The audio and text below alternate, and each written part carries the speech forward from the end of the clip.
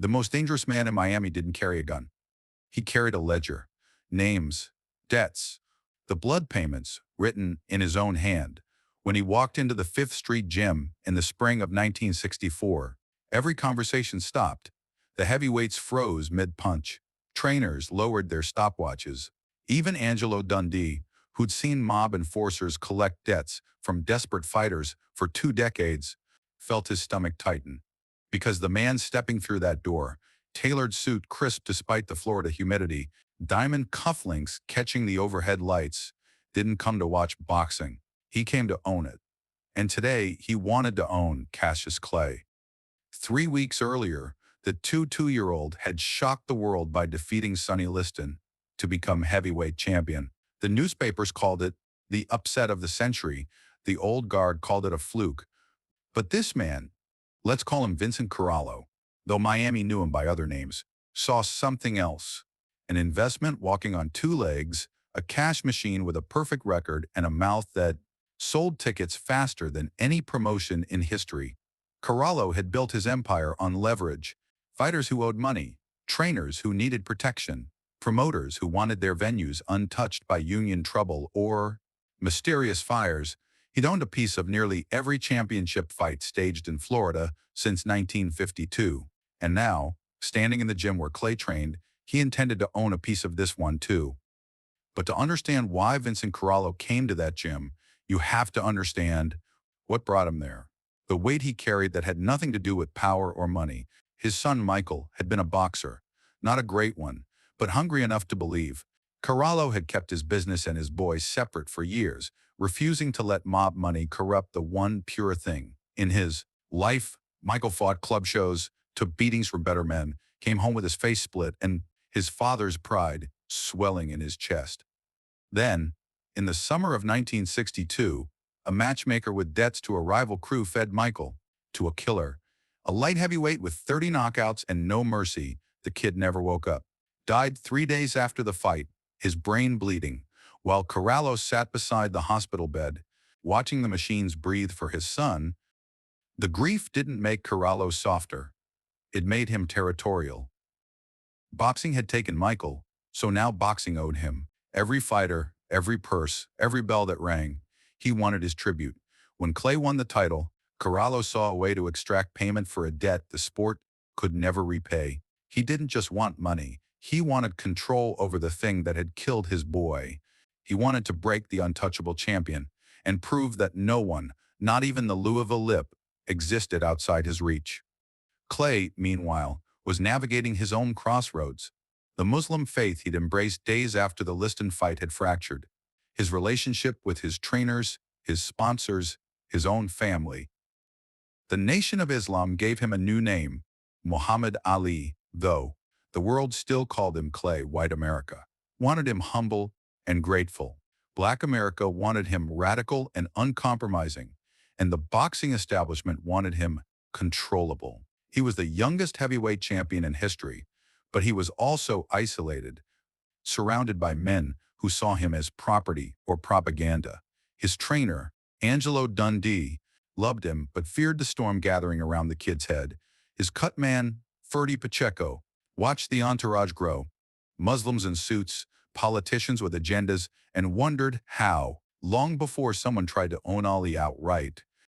That April morning, Corallo arrived with two men. One was his lawyer, a thin man in wire-rimmed glasses who carried a briefcase thick with contracts. The other was Muscle, a former enforcer named Paulie who broken more than a few arms in Miami back rooms. Angelo Dundee met them at the door, his face pale, his voice careful. "Gym's closed today, Mr. Corallo." The crime boss smiled slow and cold. "Then we'll make it quick." He walked past Angelo like he was furniture. The heavyweights scattered, the speed bag stopped its rhythm, and in the ring, shadowboxing, in red trunks and white shoes, Muhammad Ali kept moving. Corallo stopped at the apron. He didn't raise his voice. "I came to talk business." Ali didn't stop punching the air. "I don't do business with men who walk in like they own the place." Corallo's jaw tightened. This wasn't how it worked. Fighters didn't refuse him. The fighters didn't dance around him like he was invisible. "You just won the title, kid. You don't have a promoter locked in yet. You don't have the connections to get the big fights without someone who knows how the city works. Someone who can protect you. Ali stopped moving. He turned, sweat glistening on his forehead, his breathing steady.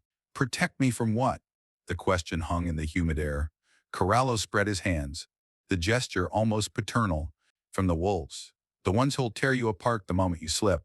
The ones who'll book you in towns where the refs are bought, where the judges hate what you stand for. You need someone who can make sure you get fair treatment.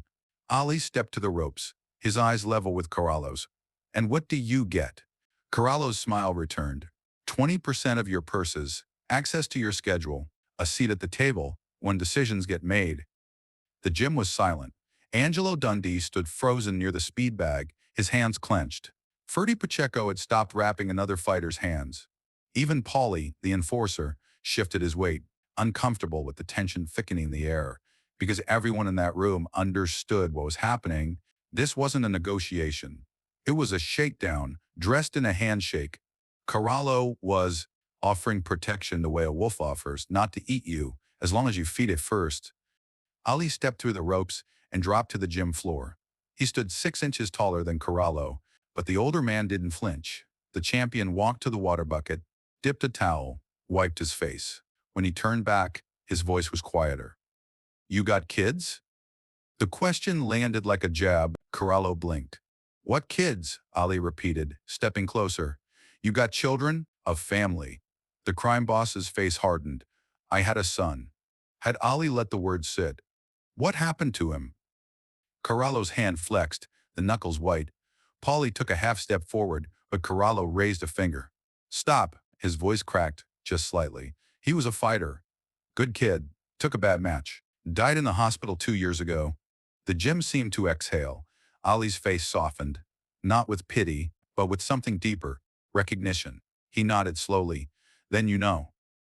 Corallo frowned. Know what it costs.